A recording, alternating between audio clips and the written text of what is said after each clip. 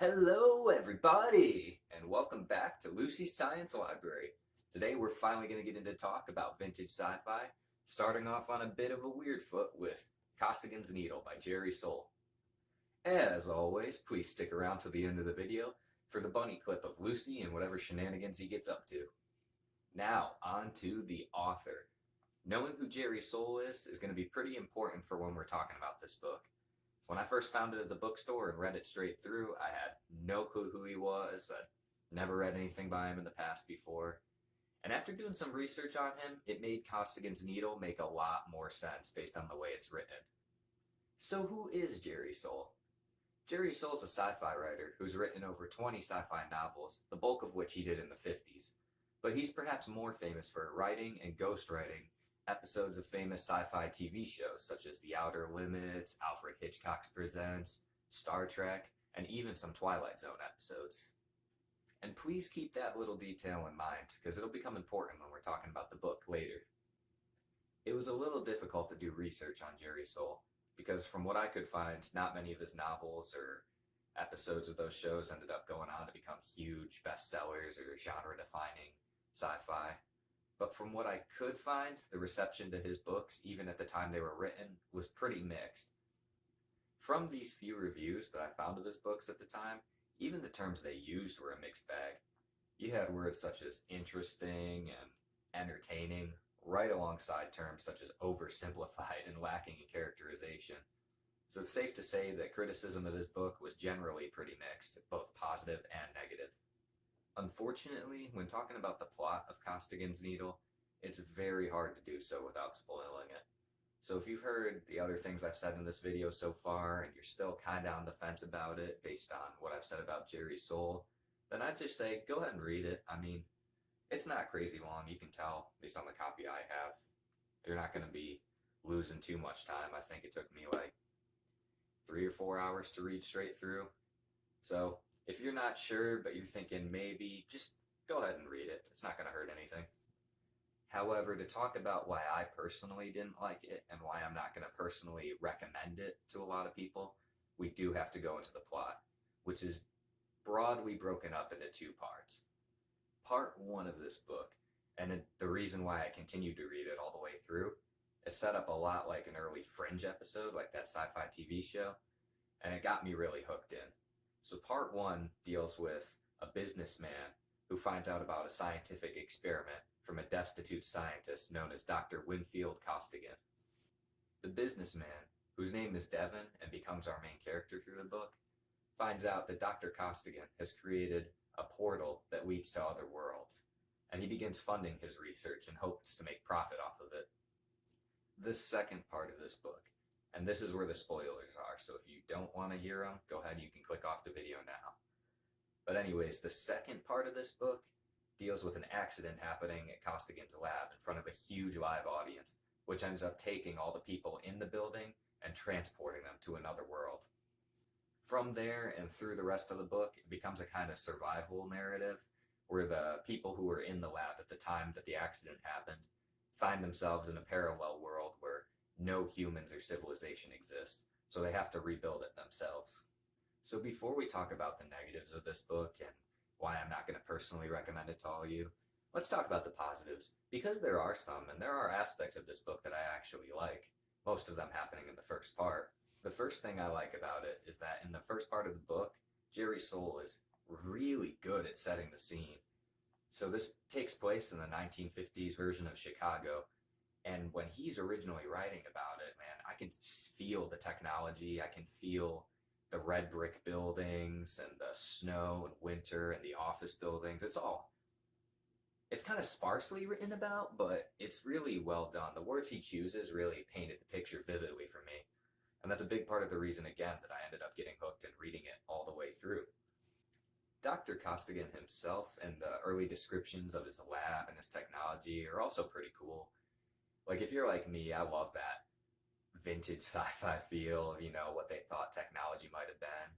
And this book was written in 1953, so you can imagine some of the descriptions going on. Like Costigan's parallel world device is described as like this gray, perfectly smooth cylindrical cone that ends in a needle, hence the name of the book. And And it's really cool if you're into that sort of thing. Unfortunately, these original good traits about the book do not carry forward all the way through.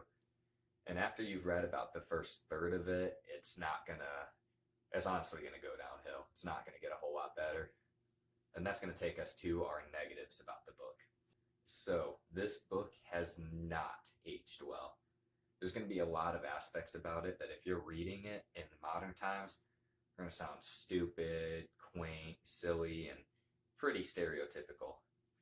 One thing that kind of annoyed me throughout the entire book is just how badly written all the female and women characters are. Now, this aspect in itself is actually pretty common to vintage sci-fi. I mean, it's pretty common to a lot of 50s and 60s literature, unfortunately, because of the mindsets of the day. But man, even by that standard, compared to the other 50s and 60s sci-fi books I've read, this one's pretty excessive. Basically, if you're a woman character in this book, you're an idiot, obsessed with men, or basically just bumbling and don't know what to do.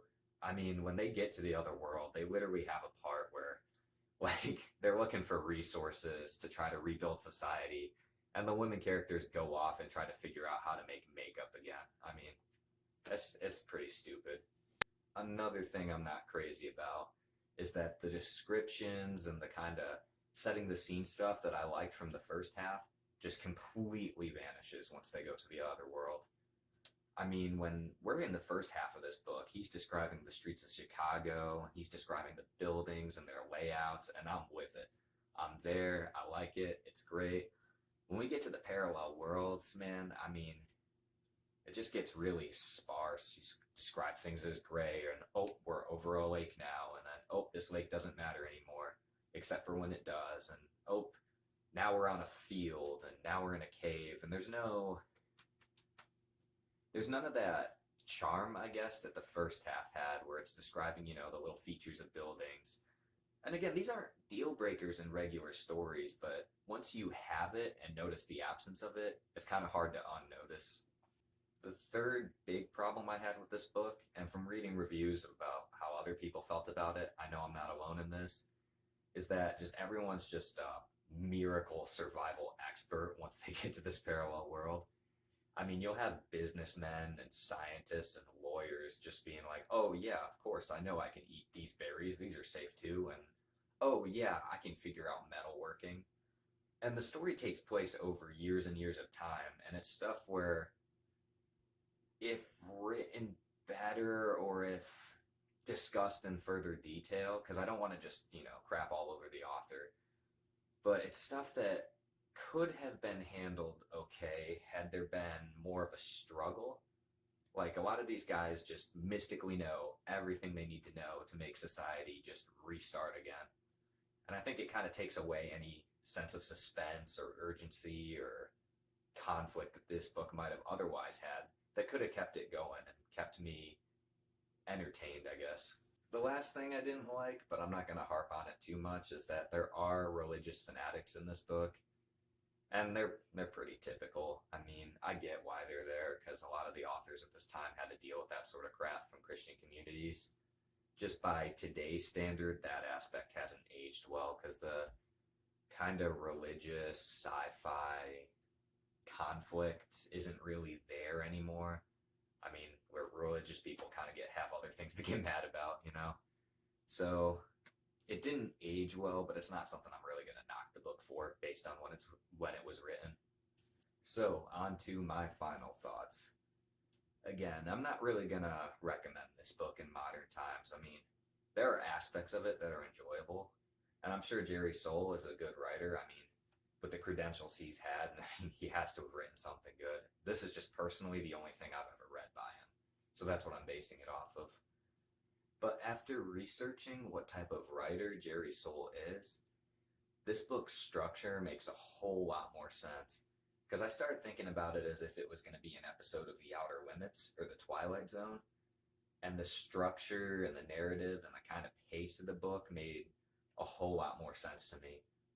I think this would have done okay as a kind of more mediocre episode of one of those two aforementioned series, rather than its own full-length novel. I think had it been that, I might view it in a lot more of a positive light. So to kind of conclude, I'm not gonna absolutely just crap all over this book and say it's horrible, because it's not. It's just very forgettable when compared to other sci-fi that's out there. So I'm not going to recommend it on that front. But I'm not going to absolutely trash it either, because there's way worse stuff out there. And maybe I'll read more by Jerry Sohl in the future and find a love for him and go, oh, wow, I just read his worst one first, and his other books are actually great. But for right now, I'm going to say, give this one a pass. You're not really missing much. As always, thanks for sticking around to the end, though. And now it's time for yet another dope bunny clip. Let's find out. Well, I mean, I think we should take the set of actions that I'm